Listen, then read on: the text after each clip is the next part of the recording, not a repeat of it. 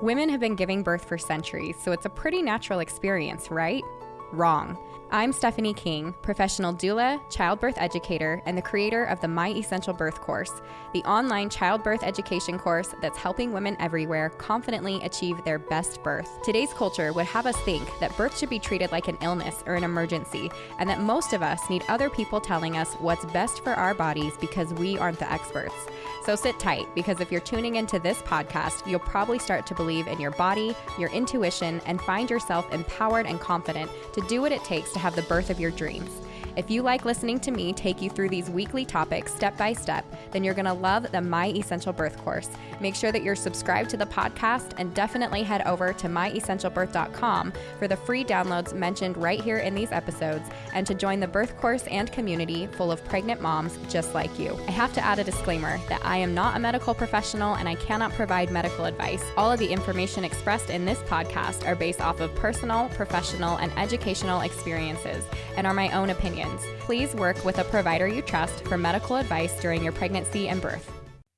Welcome back to this week's podcast, and our reviewer of the week is Venus Birth Space. She says, "Hi, I absolutely love this podcast as a doula and first-time mom. I started listening to this podcast when I was 8 weeks pregnant.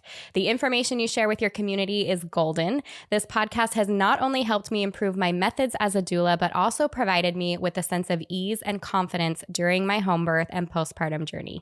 I will continue to recommend your podcast to future clients and anyone in the birth community." She gave me a thumbs up, and she said it is from Shannon at Venus Taylor. So thank you, Shannon. And yes, to all of you that are listening that are birth professionals too, thank you for following along. And I hope it really is helpful. I know as a new doula myself, or new childbirth educator, I was just soaking up all the information. So I hope this is a place that you can find that you're able to do that as well. And then obviously for moms listening, I hope you're finding everything that you need here too. This week, I have some special guests for you guys. I love that I get two of them. They are both midwives, and we're going to talk a lot about lactation too. We have Heather, who is a CNM and IBCLC, Heather O'Neal and Maureen Farrell. Am I saying that right? Farrell, yes. Okay. Who is a CLC and DEM. So midwives, lactation professionals, and really excited for today's topics that we're about to cover. If you will you take a moment and introduce yourself, talk about kind of how you got started in your profession, how you guys met each other, all that fun stuff. Hi, so I'm Maureen, and as you said, I'm a lactation professional, and I'm a home birth midwife exclusively.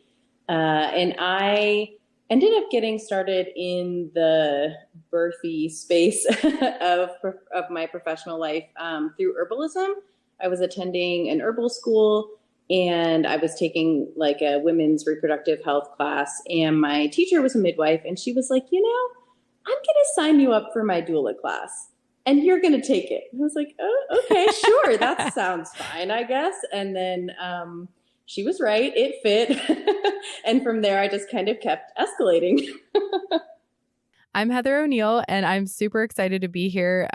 We first met Stephanie on our podcast, and we had such a good time. So very happy to be invited onto her podcast and meet you all. But I am a certified nurse midwife, and I got my start because I was obsessed with birth as a child, thought I wanted to be an OBGYN. Like everybody else who loves birth, read Spiritual Midwifery by Ina May Gaskins, and then saw the Ricki Lake documentary, The Business of Being Born. Got a really bad taste in my mouth about our systemic issues in obstetrics, and I saw all the midwives who were always part of the grassroots movements to make sure that everyone has autonomy in birth. And just like, it was so powerful to me. And I was like, I want to be on the winning team. I'm pretty competitive. And I was like, you know what? I want to be on the team that's actually rooting for women. So that's how I ended up in the birth space. But I was still really focused more on the medical side of things. I did somehow, because the medical side of things wouldn't have me, because at the time that I graduated, there were no jobs. So, what does anybody do? You start your own home birth business, which just really introduced me to Maureen. That's kind of how we got to be friends. We met at a conference, and of course we had a long conversation full of righteous indignation about all the things we wanted to fix in the system. The pandemic hit. We both work in the lactation space, and we were like, you know what? We keep getting questions from people on Facebook and Instagram about breastfeeding, and everyone is tight on cash. How can we provide them with a free resource to help get them through these times? So we created a free podcast called the Milk Minute Podcast, and we are 2.5 years old now, which is crazy. So if you're interested in over 135 episodes of lactation goodness, you can come over and visit us there at the Milk Minute. Thank you for sharing that. I didn't realize that's how your podcast got started. And I love that. I love when you're just filling a need that moms have. So that's really awesome. So Heather, I have to ask then, since you are CNM, are you exclusively home birth still? Actually, I had a baby, and then I realized I couldn't be up all night for other people if I was already up all night for myself. So I ended up selling my home birth business to another midwife who is absolutely crushing it in our area. She is now turning people away. She's having so many births. So she's doing like 8 a month or something like that, Holy which is cow. really hard. So I actually have a private lactation clinic now, and I solely work in the lactation space because, as it turns out, there is plenty to do in just the lactation space to support women and families. And, we are very busy, and we're happy to do it and help people in that way. That's really awesome. For everybody listening, I'll make sure in the show notes, you'll have links to be able to reach out to Heather and Maureen, schedule a consult, the books that she's talking about, all of that stuff. There will be the links in the show notes. So that's awesome. I'm so glad you guys are here. I'm super glad we've connected, honestly. Okay. Something that we had talked about prior to getting on here, and a topic that I think is just going to serve so many women that are listening, whether you're listening and you're pregnant, or you are a new mom, or you've been breastfeeding for a minute. I think that's going to be really helpful. You guys had said that there is a new mastitis protocol, and I want to hear all about it. Yeah, it's actually really exciting for us as lactation professionals because we finally have some good research about mastitis and clogged ducts. And before it was sort of like, well, we see what's happening on the outside, so we're just going to guess what's happening on the inside. And that doesn't really serve us, right? Will you? Guesswork is not great. No. And sorry, I didn't mean to interrupt you, but I would love if you could share what the old protocol was and then move into, because I'm curious to know, I want to be able to see those differences as well. Yeah, absolutely. So previously, we had kind of thought all mastitis stemmed from a clogged duct, which was oh, your milk got thick and got stuck. So you need to massage it out and put a bunch of heat on and just keep pulling milk over and over and over to try to remove that. Or we thought it was bacteria from outside your body that got in through a nipple crack.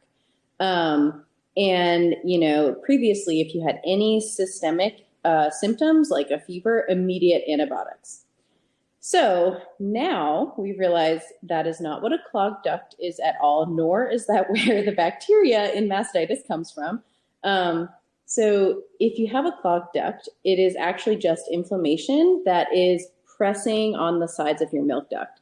And so it's not that milk is necessarily creating the plug, but your duct is narrowing. And there's 2 things that can happen when you have a narrow duct, right? One is it's hard to remove that milk, so it creates a backup behind it that creates more inflammation, et cetera. And 2 is that, just like the rest of our body, our milk ducts have bacteria in them. And when we have that kind of stasis, then we can have an overgrowth of bacteria. And some people are even set up more for failure there because they're at a baseline dysbiosis. Maybe they've had a bunch of antibiotics in the past, something's a little out of balance.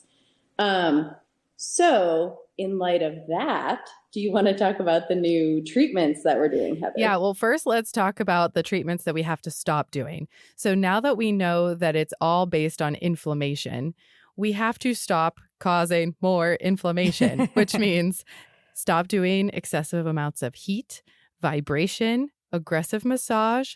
Epsom salt soaks apparently do not work. The research basically told us nah, that pretty much doesn't do anything. And we need to stop turning the pump up to 11 and pumping for 45 minutes at a time, trying to remove the clog. And also quick nod to what the clog actually is, because some people are probably listening right now thinking, but I put the Epsom salt Haka soak on and then a milk plug shot out. Girl, no, it didn't. I'll tell you what it is.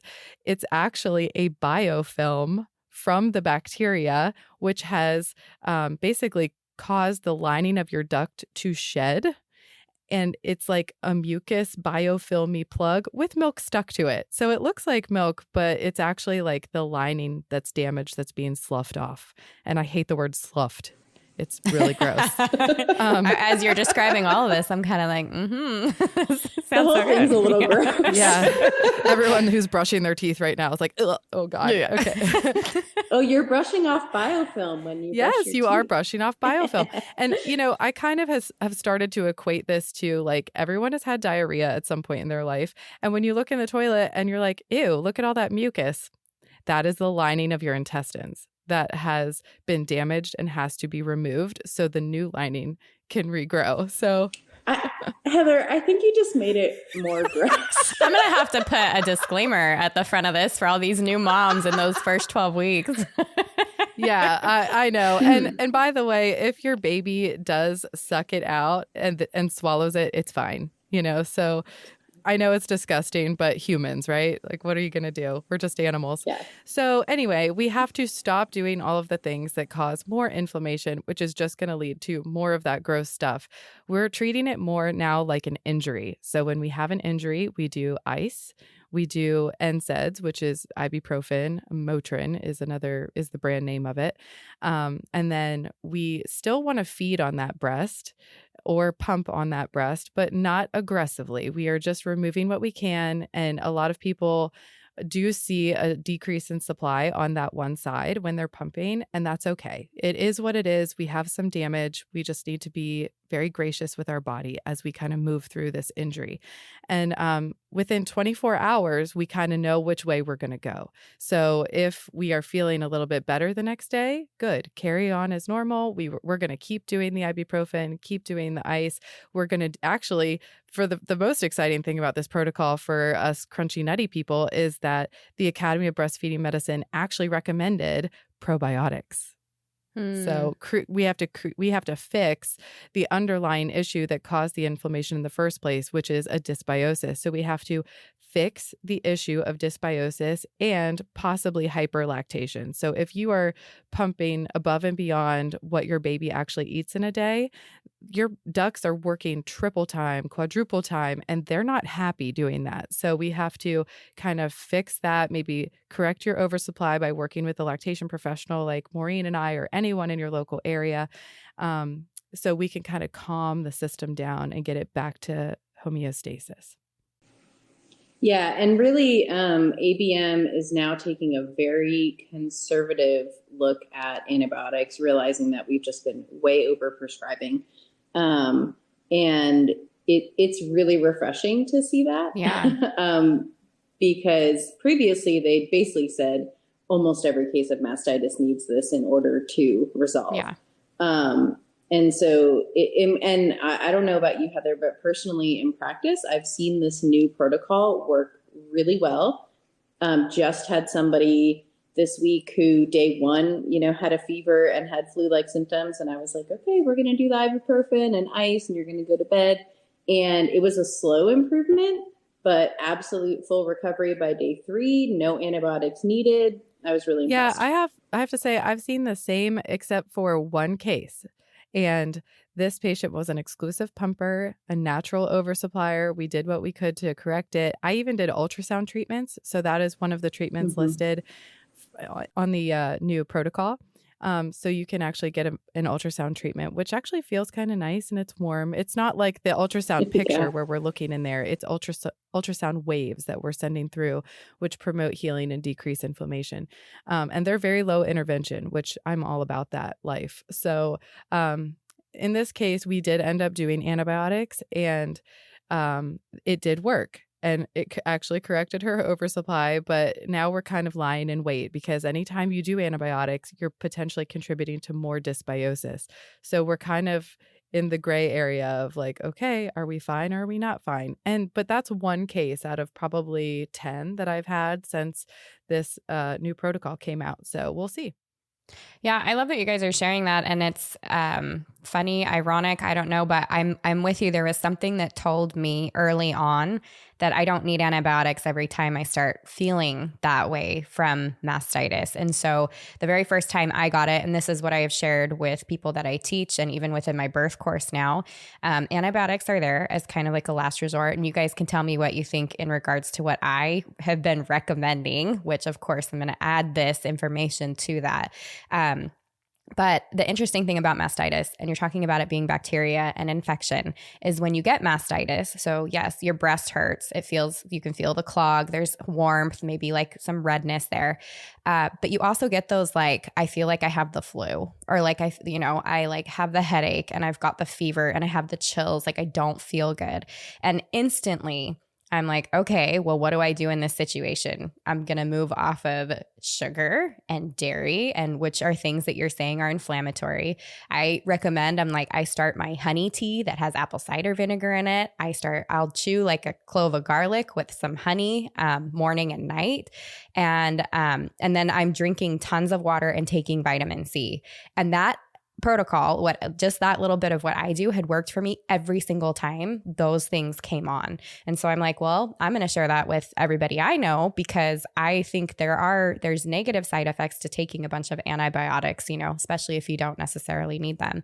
So I don't know, maybe you guys have some comments about what I've been sharing, whether that's like a thumbs up or thumbs down.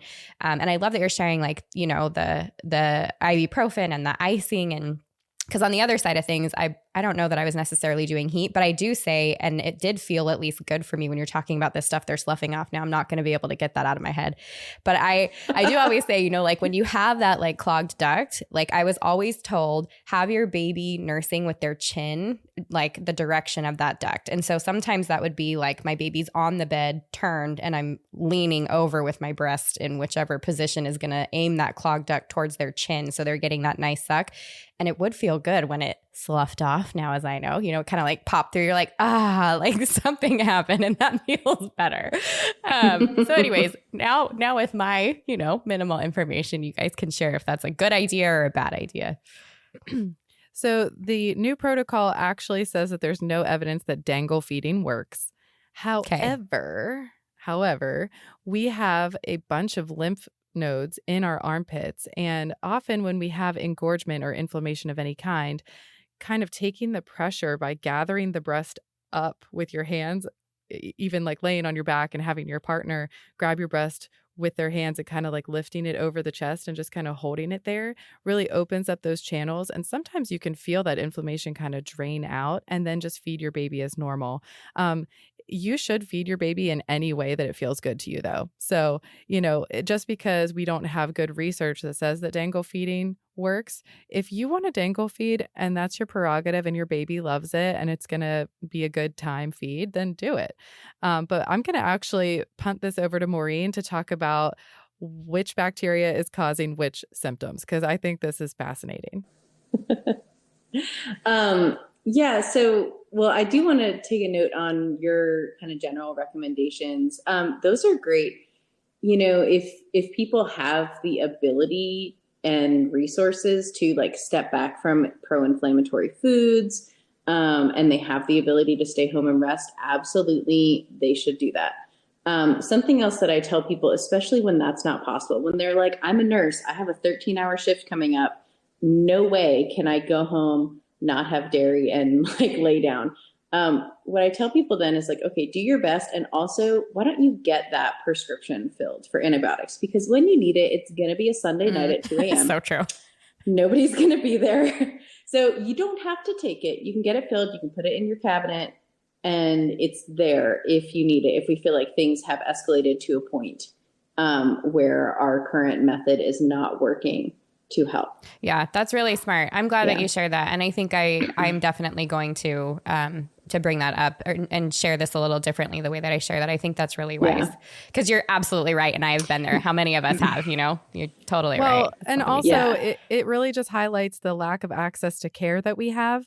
If we had a system that supported us in a timely manner where we weren't made to feel a certain way, like, oh, you're breastfeeding, you shouldn't be having any medication. Or like you see, no offense, but like a first-year resident who has no clue what they're doing in general. And they're just kind of like, I'm not really sure you should even take antibiotics, or they give you the wrong antibiotics or anything like that.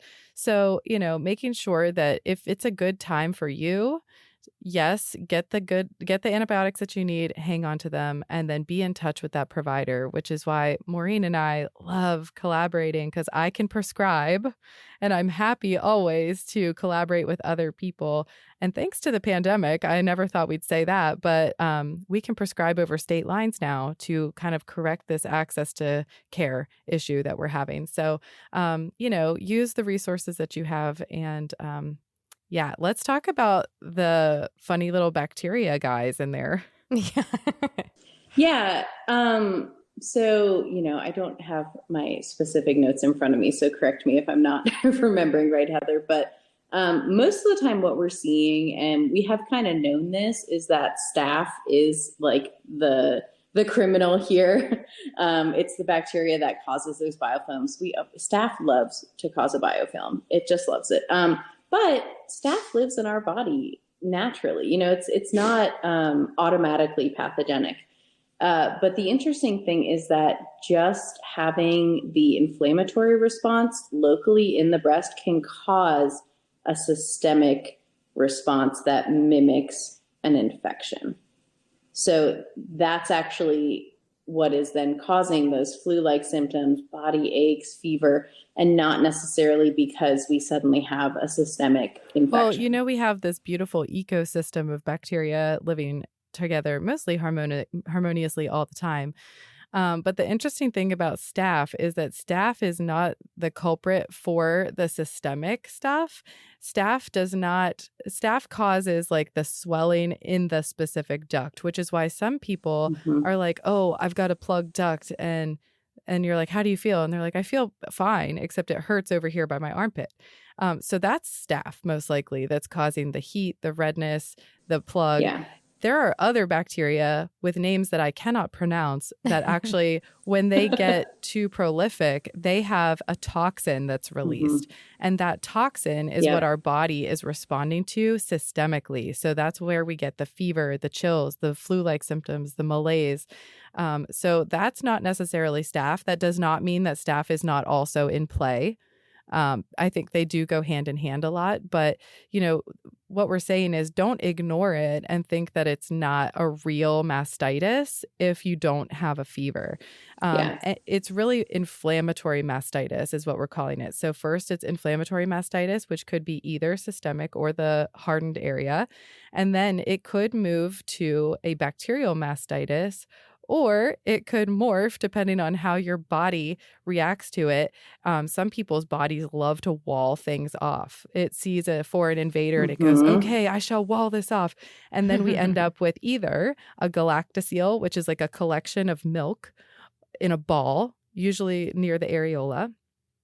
Or we have a phlegmon, which is just disgusting sounding. Or we have a full abscess. Yeah. And so if you...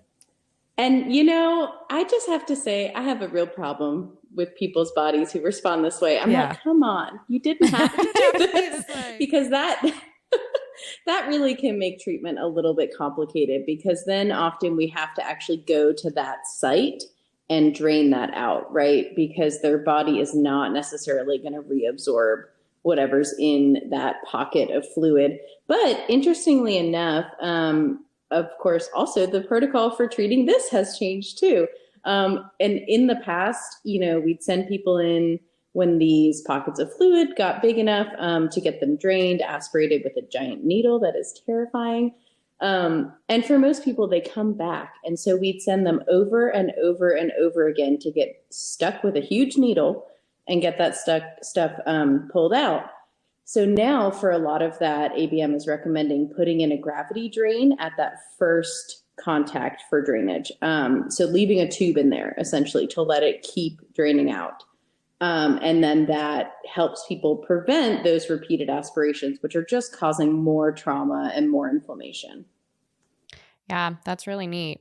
For those of you that are listening to, I forgot to mention this at the beginning of the episode, but Maureen and Heather have actually provided a free PDF download where they're talking about plug duct and mastitis protocols, right? Do you want to talk about just that just for a moment? And then I'll make sure that that's in the show notes for everybody to be able to download as well. Yeah, actually, I have to give all the credit to Maureen on that beautiful PDF because in her free time that she definitely doesn't have, since she's got 2 kids and she runs a home birth business and she does this crazy podcast with me, she's also a bit of an amazing graphic designer. And so she put together this beautiful graphic. Please share it on all of your platforms because we have to get the word out about this. This is not really something that has been a huge marketing push by the Academy of Breastfeeding Medicine. They're like, here's the new protocol.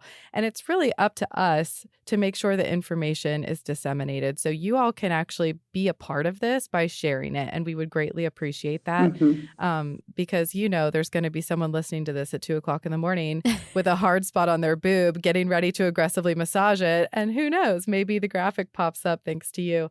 So yeah, that is pretty cool. And I just wanted to also mention this applies to blebs also. So nipple blebs are also from ductal inflammation. So we do not unroof, it's called unroofing. We do not unroof the bleb.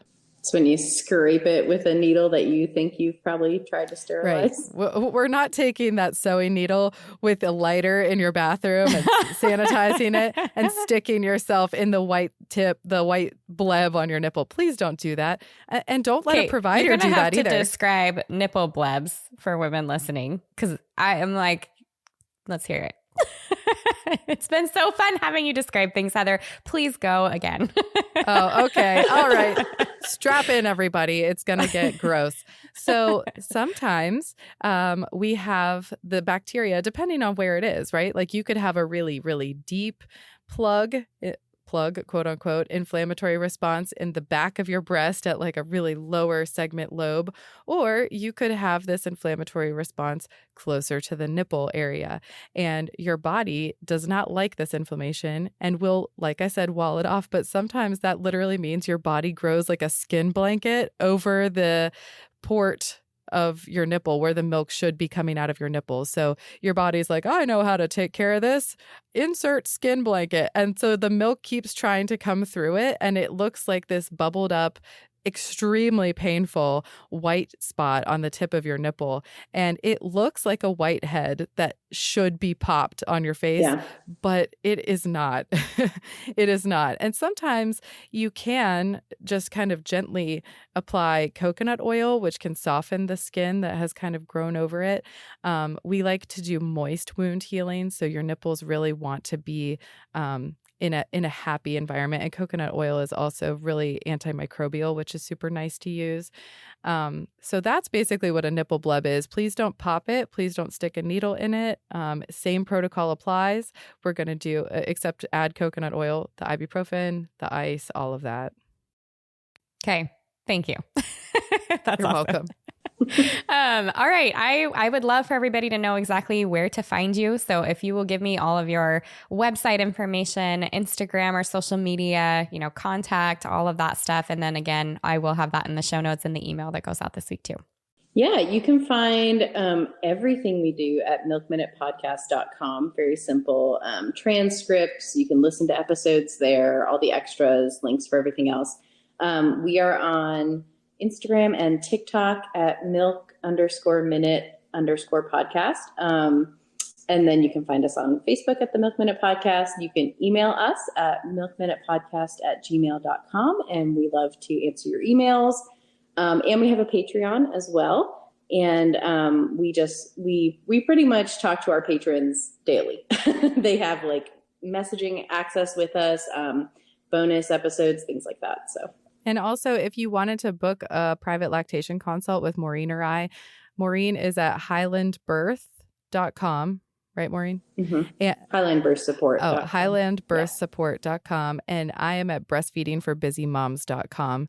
I do accept some insurance, and we can do telehealth. So, don't be struggling by yourself. This is not really a situation where you want to be a martyr to pain. This is not part of motherhood. It should not feel like this. This is not what you signed up for. Like, this is where you outsource and you get some help, and we love it. We're obsessed with it, obviously. So we're happy to help you any way we can. Yeah, I'm grateful that these listeners are going to have some access to you guys. I'm with you. If there's some good that we can have that came from 2020, it's things like being able to meet with people over state lines and online. And I feel like there was kind of like even this like forcefully, you have to figure out how to treat people over, online and not being with them. It was not an easy transition. But I assume with some practice, you guys have probably gotten pretty good at it. And so that's such a benefit to women everywhere. So anyways, thank you for being here. Thank you for your expertise and for your time. I really appreciate it. Yes, thank you. Thank you so much for having us. And you have some very lucky listeners. You've got a great show. Thank you. That's it for this week, but make sure you subscribe to the podcast so that you get notifications first as I drop a new episode every week. And don't forget to head over to myessentialbirth.com for all of the free downloads mentioned here and to join the birth course and community serving pregnant moms just like you. If you enjoyed this and other episodes, I would love it if you would take a few minutes to leave a review on Apple Podcasts. I read every single one and include one at the beginning of each episode. See you next week.